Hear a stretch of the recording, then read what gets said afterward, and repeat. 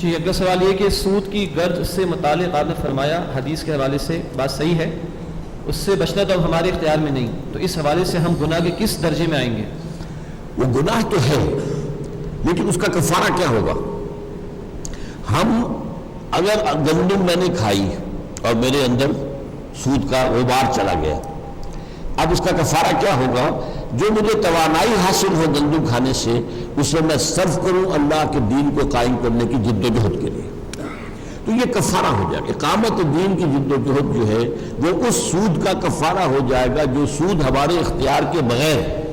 جیسے ہوا کے اندر ڈسٹ سسپینشن ہو جائے تو سانس تو لینے پر مجبور ہے آپ، تو سانس لیں گے تو ڈسٹ جائے گی لنگس کے اندر، اگر کہیں دھواں ہو تب بھی آپ کو سانس تو لینا ہے، دھواں اندر جائے گا۔ یہی دونوں الفاظ حضور نے استعمال، غبار اور دخان، دھواں یا غبار ضرور جائے گا، تو اس کا جو ہے صفائی اندر کرے۔ اگر کنویں کے اندر کتا جو ہے مر گیا ہے تو اسے نکالتے ہیں کہ نہیں،